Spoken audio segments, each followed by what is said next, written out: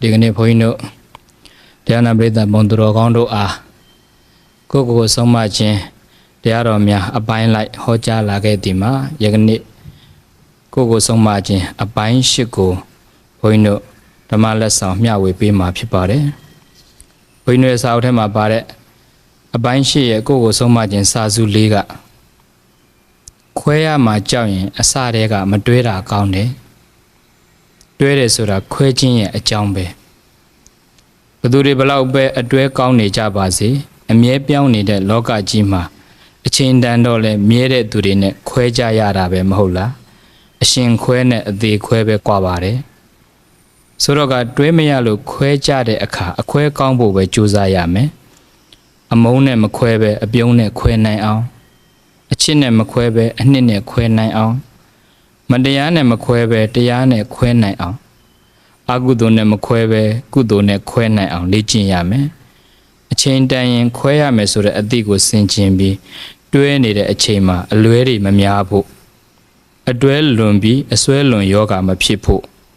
အတွဲများတဲ့အလွဲအမှားကြောင့်ငရဲသွားတဲ့အထိမရောက်ဖို့တတိပြုကြရမယ်အကောင်းဆုံးကတော့အတွဲနဲ့အခွဲကိုတတိပြုပြီးမမြဲကြလို့ခွဲကြတဲ့အခါအလွဲတွေနဲ့မခွဲကြပဲအချိန်တန်လို့ခွဲကြရတယ်လို့သဘောထားမနှောအားကောင်းအောင်သာကြိုးစားဖို့ပါပဲဒီပိုင်းလေးကတော့ဘုန်းကြီးတို့တွဲခြင်းနဲ့ခွဲခြင်းနဲ့ပတ်သက်တာလေးပါပဲလူရဲ့သဘောကတွဲနေခွဲနေရမယ်သဘောတွေမှာတွဲနေရတာကိုကျေနပ်တယ်လို့ရှိတယ်ခွဲရရင်မကြိုက်တဲ့သူတွေရှိတယ်တခါလူတွေရဲ့သဘာဝ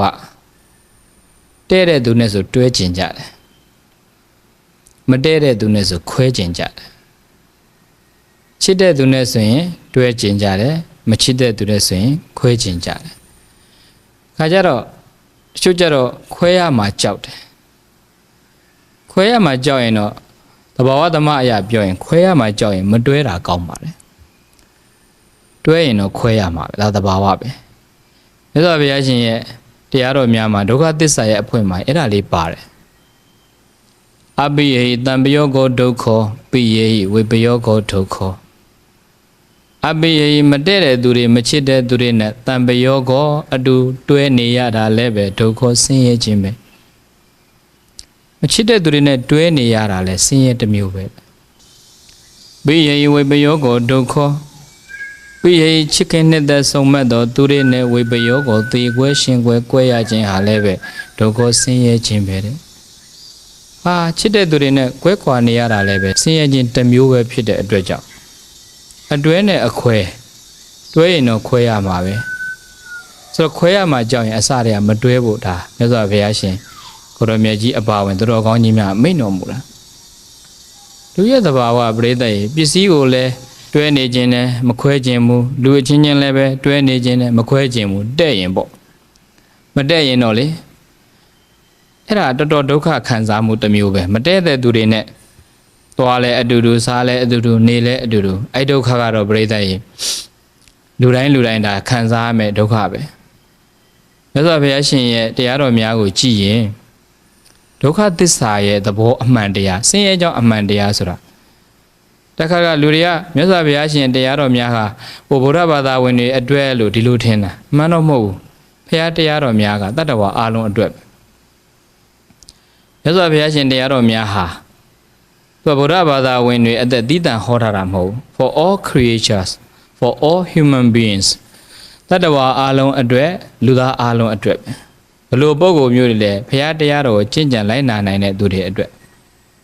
နောက်မြတ်စွာဘုရားရှင်တရားတော်များကလည်းပဲတခြားဘာသာရဲ့တရားတော်တွေနဲ့မတူတာက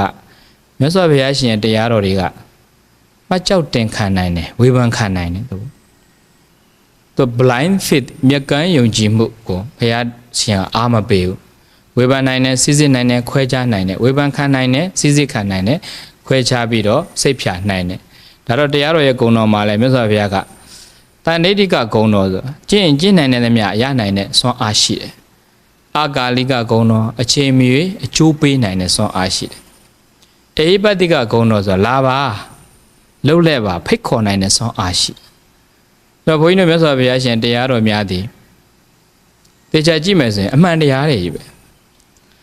တရားတော်များဟာတစ်ခါတစ်ခါကြတော့လူတွေမှာအိုးဖះတရားတော်မှန်လိုက်တာ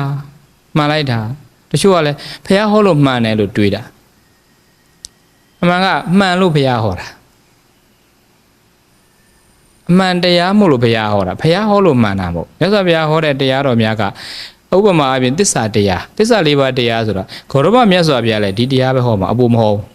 နောက်ပွင့်တော်မူအရိမတရားဘုရားလည်းပဲဒီသစ္စာတရားပဲဟောမှာအပူမဟုတ်သူကရှိပြီးသားအမှန်သစ္စာတရားဘုန်းကြီးတို့ဟိုဥရောပနိုင်ငံရောက်တော့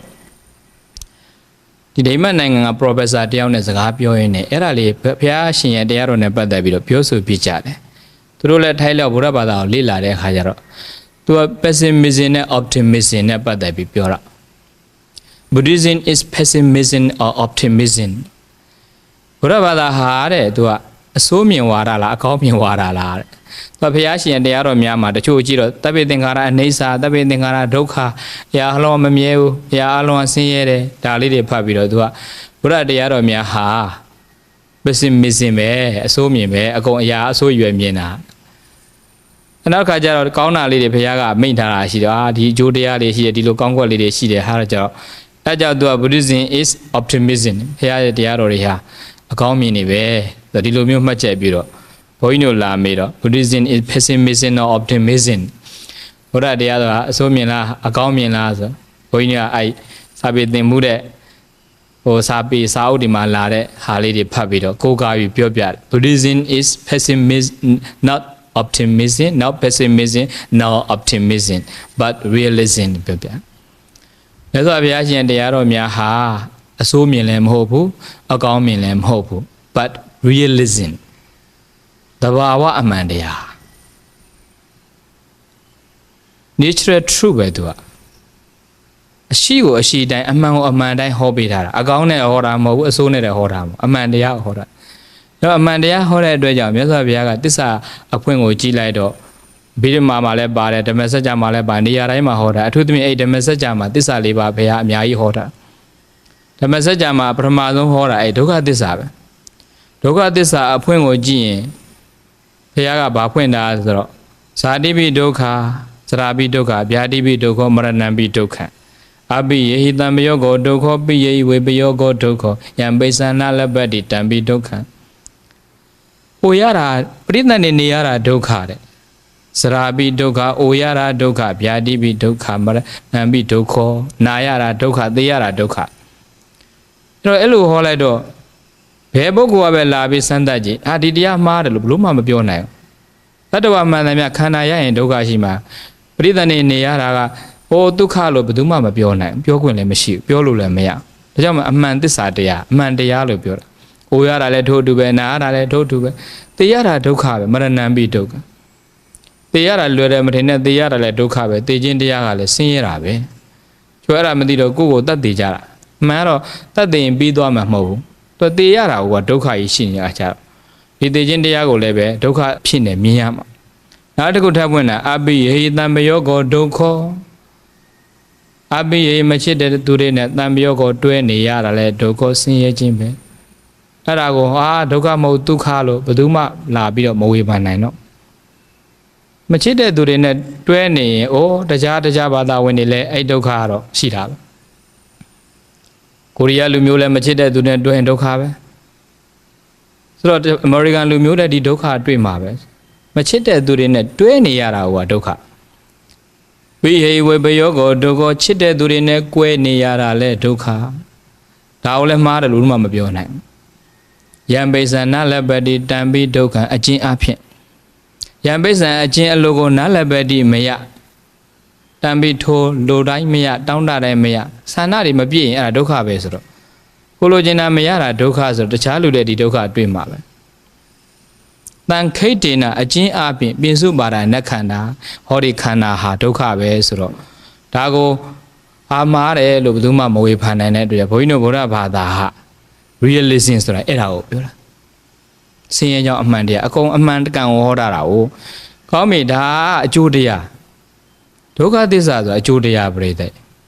အဲ့ဒုက္ခဘာကြောင့်ဖြစ်တာလဲအကြောင်းတရားကသမှုတရားတွေ့လို့ဖြစ်တာပဲ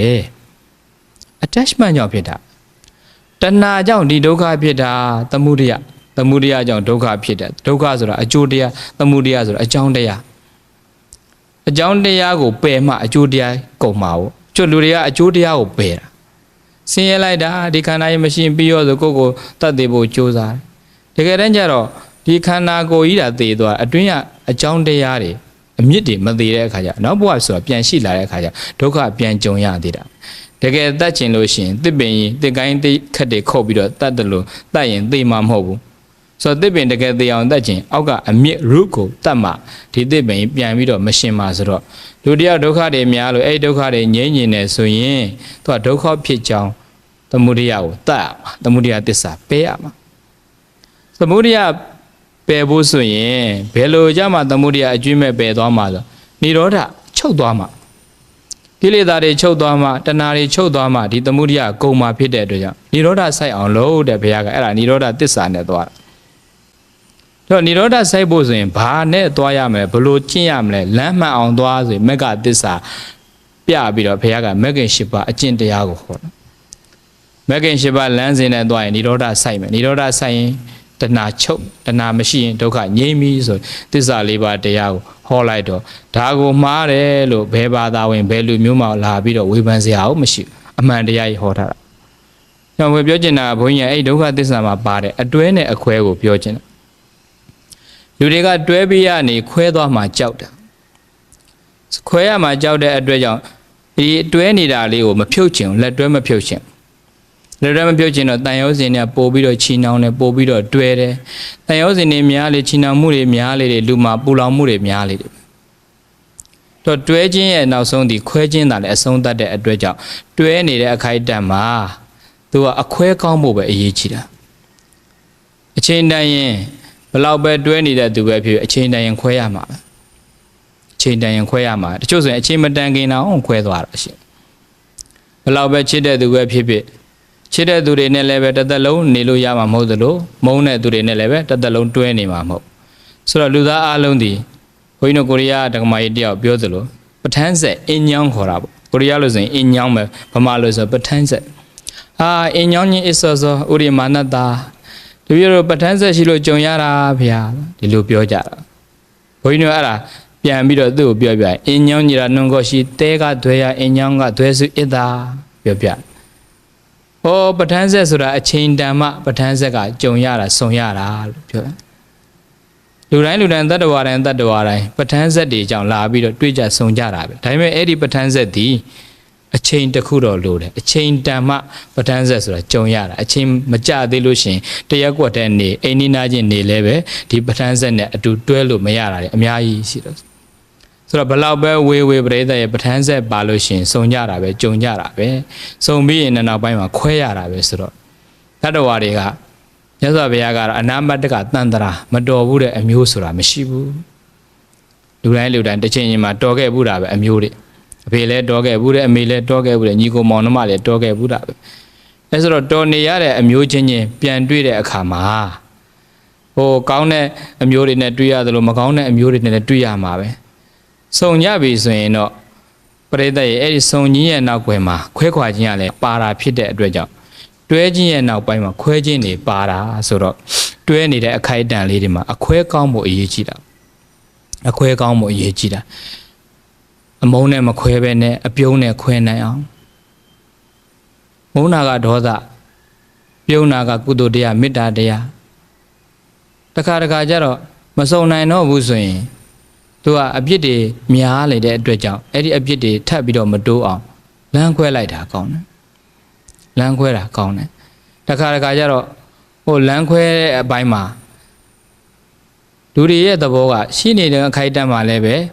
တယောက်နဲ့တယောက်အကျိုးကျေးဇူးရှိနေတဲ့သူတွေရှိတယ်လို့မရှိတဲ့နောက်ပိုင်းမှာလည်းအကျိုးကျေးဇူးကရှိနေတာပဲ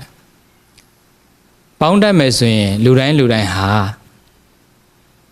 အကောင်းတွေကြီးပဲရှိတယ်ကိုယ့်အပေါ်မှာမူတည်တယ်ယူတတ်မယ်ဆိုရင်ကုသိုလ်ဖြစ်เสียတယ်ကြီးပဲမယူတတ်ရင်တော့အကုသိုလ်ဖြစ်เสียတယ်အကုသိုလ်တွေဖြစ်เสียတယ်တခါဘုန်းကြီးတို့ပဋ္ဌာန်းဒေသနာတော်မှာပါတယ်လာတဲ့ပဋ္ဌာန်း24ပစ္စည်းမှာအဋ္ဌိပစ္စည်းနဲ့နတ္ထိပစ္စည်းဆိုရှိအဋ္ဌိပစ္စည်းဆိုတာရှိပြီးတော့အရှိတရားနဲ့ကျေစုပြုတာနတ္ထိပစ္စည်းဆိုတာကမရှိတ တရားနဲ့ကျေးဇူးပြုတယ်လူတယောက်ကရှိနေတော့အခိုက်အတန့်မှာတယောက်နဲ့တယောက်ကျေးဇူးတရားတွေရှိနေကြတယ်ကောင်းကျိုးတွေဖြစ်နေအဲ့ဒါအဋ္ဌိပစ္စည်းနဲ့ကျေးဇူးပြုတာခွဲခါသွားကြတယ်မရှိတော့တဲ့အခါကျမှအိုး तू မရှိတော့မှပါဒီနေရာကြီးကကောင်းသွားလိုက်တာဒီအဖွဲ့အစည်းကကောင်းသွားလားဒီလူတွေအဆင်ပြေသွားလိုက်တာအဲ့ဒါသူကျေးဇူးပဲအဲ့တော့ကျေးဇူးတင်တတ်မှဆိုရင်ရှိခြင်းဟာလည်းကျေးဇူးတရားပဲပဋ္ဌာန်းတရားနဲ့ပြောရင်မရှိခြင်းဟာလည်းကျေးဇူးတရားပဲ तू မရှိတော့မှကောင်းကျိုးတွေဖြစ်လာတယ်ဆို तू ကကိုယ်တနည်းအားဖြင့်ကျေးဇူးပြုတာနတ္ထိပစ္စည်းနဲ့ကျေးဇူးပြုတာ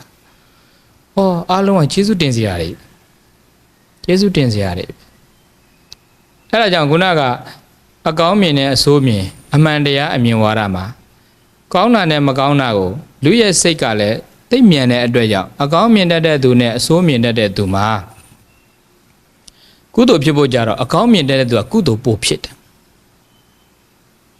ကောင်းွက်လေးရှားပြီးကြည့်တတ်တဲ့သူကကုသိုလ်ပို့ဖြစ်တယ်။မကောင်းွက်တွေပဲကြည့်တဲ့သူကအကုသိုလ်အဖြစ်လွယ်တယ်အကုသိုလ်အဖြစ်များတယ်။လူဆိုတာကောင်းတာလေးတွေရှားကြည့်ရင်မပေါင်းနိုင်စရာမရှိဘူးတဲ့အကုန်လုံးနဲ့ပေါင်းလို့ရတယ်။မကောင်းတာတွေပဲရှားကြည့်မယ်ဆိုရင်ပေါင်းစရာကိုလူကိုမရှိဘူး။လူတိုင်းကောင်းွက်လေးတွေရှိတယ်ဆိုးွက်လေးတွေရှိတာပဲ။ကိုကနေရတဲ့အခိုက်အတန့်မှာသူများကိုမြင်တဲ့အခါမှာဘလို့ကျင့်သုံးတဲ့တယ်လဲဆိုတော့ဘုန်းကြီးတို့စပြီးမှဖတ်ဖို့တာရင်ကောင်နဲ့တူနေဥပမာလေးပြရင်ကောင်ကတကိုယ်လုံးကိုလိုက်အုပ်ရင်အညီအဟောက်ကိုပဲရင်ကောင်ကအုံနာများတာရင်ကောင်အနာရှိရင်အနာရှိတဲ့နေရာပြီးရှိတဲ့နေရာမှာရင်ကောင်အုံနေတာဆိုတော့မကောင်းတဲ့စိတ်အစဉ်ဟာလည်းရင်ကောင်နဲ့တူတယ်တဲ့အထူးသဖြင့်အဲ့ဒီမနာလိုစိတ်မနာလိုစိတ်ဟာလည်းရင်ကောင်းနဲ့တူတယ်လူတယောက်ကိုကြည့်လို့ရှိရင်မနာလိုစိတ်ကမကောင်းတာပဲကြည့်တာရင်ကောင်းလိုပဲမကောင်းဘက်ကိုပဲရှာပြီးကြည့်တာကောင်းဘက်ကိုရှာမကြည့်တော့အဲ့တော့ရင်ကောင်းနဲ့တူတဲ့လူတွေဟာမကောင်းဘက်ကိုပဲရှာကြည့်တဲ့အတွက်ကြောင့် तू ကဘယ်သူနဲ့မှပေါင်းလို့မရတော့တချို့ကြတော့ပြားလို့ကျင့်ပြားကကောင်းတာကိုပဲပန်းဝဲမုံတွေပဲလိုက်နာတယ်ပြီးရင်ပန်းဝဲမုံလေးစုပ်ပြီးတော့ပြားရည်လေးထုတ်ပြီးလူသားအကျိုးပြုပြားလို့ကျင့်နိုင်အောင်ကြိုးစားတယ်ကောင်းွက်လေးတွေရှာကောင်းတာလေးတွေကြည့်ကောင်းတာလေးနဲ့ပေါင်းကောင်းတာကိုရှာကြည့်တဲ့သူကကုသိုလ်ဖြစ်ဖို့လွယ်သလိုမကောင်းတာကိုပဲကြည့်နေတဲ့သူကအကုသိုလ်ဖြစ်ဖို့လွယ်တယ်လူတယောက်ကိုကြည့်ရင်ကောင်းွက်တဲ့မကောင်းွက်ကိုလူတွေကပုံမြင်တာဖြစ်တဲ့အတွက်ကြောင့်ကောင်းတာလေးတွေကိုကမြင်နိုင်အောင်ကြိုးစားရတယ်ကောင်းတာလေးမြင်ဖို့ဆိုရင်ဘလို့စိတ်ထားနဲ့မြင်ကြည့်ဖို့လွယ်ရဲဆိုတော့လေလူတွေမှာတချို့ကအပြောကောင်းတယ်စိတ်မကောင်းစိတ်တက်ညံ့တယ်လို့ရှိတယ်ပါဇက်လေးကချိုးနေအဲ့လိုလူမျိုးကြတော့လေဒီလူကစိတ်ထားတာမကောင်းတာစကားအပြောလေးကတော့ချိုးသားပဲအိတ်ကောင်းတာလေးကြည့်ပြီးတော့ဘောင်းတဲ့ဒါဆိုရင်သူနဲ့အဆင်ပြေတာပဲတဲ့ချိုးကတော့အပြောတာကျန်းတယ်နှုတ်ကတော်တော်ကျန်းတယ်ဒါပေမဲ့စိတ်ရင်းကကောင်းတယ်အဲ့လိုလူမျိုးကြတော့လည်းပဲနှုတ်ကျန်းတာကိုမယူနဲ့စိတ်ကောင်းလေးရှိတာလေးကိုပဲယူပြီးပေါင်းရင်ဒီလိုလဲပေါင်းလို့ရတာပဲတချို့ကြတော့လေပါဇက်လဲကျန်းတယ်စိတ်ကလည်းမကောင်းဘူးအဲ့လိုလူမျိုးကြတော့ဒါပေမဲ့တစ်ခါ sometimes ဆိုတာရှိတယ်သူကလူကအမြဲတမ်းဒီလိုမျိုးကြီးတော့ဖြစ်နေတာပေါ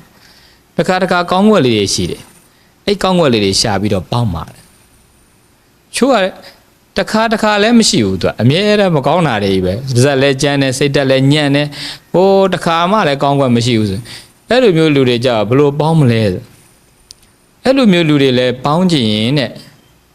ဒီလူကသူကဘာမှကောင်းကွက်မရှိဘူးကိုယ်တွေအတွက်မကောင်းတဲ့လူကလည်းပဲကိုယ့်အတွက်တနည်းအားဖြင့်သတိထားเสียစိတ်တက်လည်းညံ့တယ်မဟုတ်တာလည်းလှုပ်တယ်ဒီအကောက်ကြမ်းမဲ့ဒီလူတွေစိတ်တက်ညံ့တယ်ဆိုအဲ့လိုမျိုးလူမျိုးရှိရင်ကိုကအလုပ်လုပ်တဲ့ကပို့ပြီးသတိထားရကိုယ်တိုက်ခိုက်တဲ့လူတွေရှိရင်ကိုကပို့ပြီးသတိထားသူကကျေးဇူးပြုတာပဲမြတ်စွာဘုရားရှင်ကိုတော်မြတ်ကြီးတော်မှာပါရမီဖြစ်တဲ့အခါဒေဝဒတ်တို့ဒီမာနတ်တို့လိုသူတို့ပုဂ္ဂိုလ်တွေကြောင့်ကျေးဇူးကြောင့်ဆိုပါရမီအထမြောက်တဲ့အတွက်ကျေးဇူးရှိတယ်လေဘုရား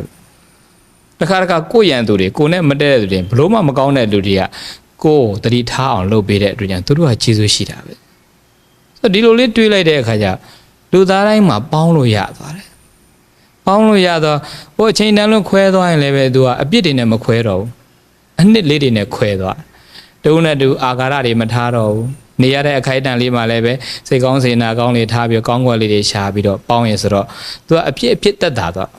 ဆိုတော့ကနေရတဲ့အခိုက်အတန့်ပေါင်းတဲ့အခိုက်အတန့်လေးတွေမှာသူကဘာမှအကြာကြီးမဟုတ်တဲ့အတွက်ကြောင့်ကိုတွေကနေတဲ့အခိုက်အတန့်ဂျုံတဲ့အခိုက်အတန့်လေးတွေမှာတဦးနဲ့တဦးအပြစ်လေးတွေမဖြစ်အောင်ပေါင်းတတ်ဖို့အရေးကြီးတာပဲ တွဲနေတဲ့အခါမှာ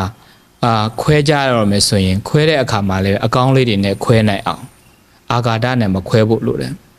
ကျွတ်လမ်းခွဲတော့မယ်ဆိုအမုန်းတရားနဲ့ခွဲသွားတာကျွတ်ကြတော့အမုန်းတရားမပါဘူးအပြုံးလေးနဲ့ပဲကဲပေါင်းလို့မရတော့ခွဲကြတာပေါ့ဆိုအပြုံးတရားလေးနဲ့ခွဲသွားဆိုတော့အဲ့လိုမျိုးမေတ္တာလေးနဲ့ခွဲနိုင်အောင်အပြုံးတရားလေးနဲ့ခွဲနိုင်အောင်အာဃာတနဲ့ခွဲအာဃာတဆိုအညို့အတေးပဲအညို့အတေးကအာဃာတရင်မှာပိုက်ထားပြီဆိုရင်အဲ့ဒီအာဃာတကသူကတနှုတ်ဖြစ်နေတာဘုန်းကြီးတို့စာပေမှာတော့အဲ့ဒါကိုကောဓလို့ခေါ်တယ်ကောဓဆိုတာအမျက်စူးလေးတွေစူးတဲ့ကခြေမတဲ့လက်မထိတ်လေးတွေမှာစူးရင်လက်ကလေးနဲ့ပုတ်ကြည့်ရင်မြက်တက်တက်လေးဖြစ်နေတာအဲ့ဒါကိုစာပါဠိလိုဆိုကောဓလို့ခေါ်တယ်မြန်မာလိုဆိုရင်အမျက်အဲ့ဒါဘာလဲဆိုတော့တယောက်နဲ့ပတ်သက်ပြီးတော့တစ်ခုခုနဲ့ပတ်သက်ရင်ထဲမှာမကြည်မနှက်ဖြစ်နေတဲ့သဘောအစာမကြည်ဖြစ်နေတဲ့သဘောကောဓလို့ခေါ်တယ်ငါတလောက်ကောင်းရသားနဲ့ငါပေါ်ဒီလိုဆက်ဆံရတယ်ဒီလိုပြောရတယ်ဒီလိုလုပ်ရတယ်ဆိုပြီးအဲ့ဒီစိတ်ကလေးကတနှုံဖြစ်နေတာအဲ့ဒါလေးတွေဆူဆူထားရင်နောက်ဆုံးမခံစားနိုင်တော့ပေါက်ကွဲသွားတဲ့အဆင့်ရောက်သွားရင်ဒေါသအဆင့်ရောက်သွားတယ်ကောဓဆိုတဲ့မကြည်နှက်ချက်လေးတွေကမစွရခြေဖြက်နိုင်အောင်ကြိုးစားရတယ်အစာမကြည်တာတွေများလာရင်ပြုတ်အန်လာတယ်လို့ပဲအစာမကြည်ဖြစ်ရင်သူကဆေးလေးနဲ့ကြိုပြီးတော့တောက်ထားမှာအစာမကြည်တာလေးကတက်အောင်တက်တာဖြစ်မှာလူတွေတယောက်နဲ့တယောက်အခက်မသိလို့အစာမကြေဖြစ်တဲ့အခါမှာလည်းပဲအဲ့ဒီခောဓာဆိုတဲ့အမျက်ကလေးတွေကိုအချာကြီးမထားရပဲနဲ့အာဃာတအဖြစ်နဲ့ယူမသွားပဲနဲ့လမ်းခွဲတဲ့အခါမှာလည်းပဲအချိန်တန်လို့ခွဲတယ်ဆိုတဲ့သဘောထားချိန်တန်ရင်ခွဲရမှာပဲဘလောက်ပဲတွဲနေတဲ့သူပဲဖြစ်ဖြစ်သူကသိတန်ရောစဉ်ဖြစ်လို့အတူတူသွားပြီးတော့အတူတူပေါင်းပြီးတော့အတူတူသေလဲအတူတူနေလဲအတူတူဆိုတာကအခုခေတ်မှာတော်တော်ရှားသွားပါပြီတော်တော်ရှားသွားပါပြီဟိုတုန်းကလည်းအတူတူအစိတ်တွေတောက်ပြီးသေကြတာအခုနောက်ပိုင်းမရှိတော့သူကသူလမ်းတော့သူမရှိနောက်တစ်ယောက်ယူတာပဲဆိုတော့လူတွေမှာတရင်ကပဲဆိုအဲ့တော့ကိုလန်းကိုရှောက်ရတဲ့အခါမှာတွဲနေရနေခွဲတဲ့အခါမှာအကောင်းလေးတွေနဲ့ခွဲဖို့ပဲမိဘနဲ့သားသမီးလည်းအချိန်တိုင်းခွဲရမှာဆရာနဲ့တပည့်လည်းအချိန်တိုင်းခွဲရမှာသမီးစားနှစ်ယောက်လည်းအချိန်တိုင်းခွဲရမှာပဲပိုင်ဆိုင်ထားတဲ့ပစ္စည်းဥစ္စာများကလည်းပဲမထိုက်ရင်ခွဲသွားတာပဲမထိုက်ရင်မခံစားရဘူးဆိုတော့ပစ္စည်းဝတ္ထုကလည်းကိုယ်နဲ့ခွဲသွားတာပဲဒါဆိုတော့တက်ရှိကလည်းကိုယ်ကိုခွဲသွားမှာပဲတက်မဲ့ကလည်းကိုယ်ကိုခွဲသွားမှာပဲလာတော့ကလည်းပဲကိုယ်တယောက်တည်းလာတာဆိုတော့အမှန်ကတော့ခွဲခြင်းတွဲခြင်းနေမှာတအားကြီးစိတ်ခံစားချက်တွေရှိနေဖို့တော့မလိုဘူးချော့ချနိုင်ရင်တတ်တာပဲလာတော့ကလည်းကိုယ်တယောက်တည်းသွားရင်လည်းပဲကိုယ်တယောက်တည်းသွားမှာဆိုတော့နေရတဲ့အခိုက်ကြုံရတဲ့အခိုက်ရှိရတဲ့အရာလေးတွေမှာတယောက်နဲ့တယောက်သူကခွဲမနေရလို့ကွဲကြတဲ့အခါမနေရလို့သွားကြတဲ့အခါမှာအာဃာတတွေနဲ့မခွဲဖို့အမုန်းတရားတွေနဲ့မခွဲဖို့တွဲနေတဲ့အခိုက်အတန့်မှာလည်းပဲအရှုံးနေနဲ့မတွဲဖို့နော်တန်ရုံးစင်လေးတွေကိုတန်တန်သမျှရှော့ချပြီးတော့တယောက်နဲ့တယောက်အကျိုးလိုလားတဲ့မေတ္တာလေးနဲ့တွဲဖို့အဲ့ဒါဆိုရင် तू ကပေါင်းလို့ရသွားပြီမပေါင်းနိုင်ဘူးဆိုတာကမကောင်းလို့မပေါင်းနိုင်တာမဟုတ် तू ကမကောင်းလို့ဒီရတော့မပေါင်းနိုင်ဘူးဆိုကိုကဘယ်လောက်ကောင်းနေလို့လဲအဲ့လိုတွေ့ရကိုကဘယ်လောက်ကောင်းလို့လဲဆိုကိုကလည်းမကောင်းတဲ့သူချင်းတူတူဘာဖြစ်လို့သူများမကောင်းတာပဲကိုကမြင်နေမှာလဲကိုလည်းမကောင်းဘူးဆိုတာသိငါလည်းမကောင်းဘူးသူလည်းမကောင်းဘူးဆိုအဲ့ဒီမကောင်းတာတွေကိုသွားမပေါင်းမဲနဲ့မကောင်းတာတွေကိုဖယ်ပြီးကောင်းတာလေးတွေကိုယူလိုက်လို့ရှိရင်သူ့ကိုပေါင်းလို့ရသွားတယ်သူ့ကိုပေါင်းလို့ရထို့တူပဲသူကလည်းကိုယ်အိတ်စိတ်ထားနေတယ်မပေါင်းနိုင်စရာမရှိတော့အကောင်းလေးတွေရှာကြည့်ရင်လူတိုင်းဟာပေါင်းနိုင်တယ်မကောင်းတာတွေပဲကြည့်နေလို့ရှိရင်လူတိုင်းနဲ့ပေါင်းလို့ရမှာမပေါင်းစရာလူဟိုရှိမှာမဟုတ်တဲ့အတွက်ကြောင့်တွဲနေတဲ့အခိုက်အတန့်လေးတွေမှာတွဲလက်လေးတွေမြဲဖို့ဆိုရင်ပရိသတ်ရေအဲ့ဒီမေတ္တာလေးတွေနဲ့ပေါင်းနိုင်အောင်ကြိုးစားရတယ်နားလည်ဖို့တွေနဲ့ပေါင်းနိုင်အောင်ကြိုးစားရတယ်တယောက်နဲ့တယောက်ကောင်းကွက်လေးတွေရှာပြီးတော့ပေါင်းနိုင်အောင်ကြိုးစားရင်အဲ့ဒါဆိုရင်အပေါင်းလဲကောင်းပြီအပေါင်းကောင်းလို့ရှိရင်ခွဲတဲ့အခါမှာလည်းပဲအခွဲလဲကောင်းပြီပေါ့ဒေါသတွေနဲ့ခွဲစရာမလိုဘူးအာဃာတတွေနဲ့ခွဲစရာမလိုဘူးနှလုံးသားမှာအရှုံးမများဖို့အတွက်မေတ္တာနှလုံးသားအပြုံးလေးတွေနဲ့ခွဲသွားနိုင်ပြီဆိုရင်တွဲခြင်းနဲ့ခွဲခြင်းမှာဘာမှခံစားစရာမရှိတဲ့အတွက်ကြောင့်မြတ်စွာဘုရားရှင်ကတော့တွဲခြင်းရဲ့နောက်မှာခွဲခြင်းတွေရောက်နေတဲ့အတွက်ကြောင့်တွဲခြင်းခွဲခြင်းဟာအရေးမကြီးဘူးကိုကနေရတဲ့အခိုက်အတန့်မှာတွဲနေတဲ့အခိုက်အတန့်မှာအပြစ်မဖြစ်ဘူးနဲ့ခွဲသွားတဲ့အခါမှာအပြစ်တွေနဲ့မခွဲဖို့အရေးကြီးတာဖြစ်တဲ့အတွက်ကြောင့်အလုံးစုံသူတို့ကောင်းများလူတိုင်းဒီအာနယ်ချက်ကိုစီအာသာချက်ကိုစီရှိတဲ့အတွက်ကြောင့်အာသာချက်လေးတွေရှာပြီးတော့ပေါင်းမယ်ဆိုရင်ပေါင်းစရာလူတွေကြီးပဲရှိသလိုအာနယ်ချက်ကိုရှာပြီးကြည့်မယ်ဆိုရင်လည်းပေါင်းစရာလူကိုမရှိတော့တဲ့အတွက်ကြောင့်အာသာချက်ကိုပဲကြည့်ပြီးတော့ပေါင်းမယ်ဆိုရင် ပေါင်းနေတဲ့အခိုက်အတန့်လည်းပဲအဖြစ်သက်သာပြီးတော့မပေါင်းနိုင်လို့အချိန်တန်းလို့ခွဲရတဲ့အခါမှာလည်းပဲအပြစ်တွေနဲ့မခွဲပဲအကောင်းလေးတွေနဲ့ခွဲပြီးတော့အနှစ်တွေနဲ့ခွဲသွားနိုင်မှာဖြစ်တဲ့အတွက်ကြောင့်သူတော်ကောင်းများတွေ့ချင်းခွဲချင်းမှာကိုယ့်ကိုဆုံးမဆင်ခြင်ပြီးတော့ကိုယ်ကောင်းအောင်အရင်ကြိုးစားသူများကိုလည်းကောင်းကွယ်လေးရှာပြီးတော့ပေါင်းနိုင်အောင်ကြိုးစားပြီးတော့နေရတဲ့အခိုက်အတန့်လေးတွေမှာအကောင်းလေးတွေပေါင်းပြီးတော့ခွဲရတဲ့အခါမှာလည်းပဲမေတ္တာဓာတ်လေးတွေနဲ့အကောင်းလေးတွေနဲ့ခွဲပြီးတော့ပစ္စုပန်တန်တရာအတွဲကောင်းပြီးတော့အခွဲကောင်းတဲ့သူများဖြစ်နိုင်ကြပါကုန်စေတော့တည်း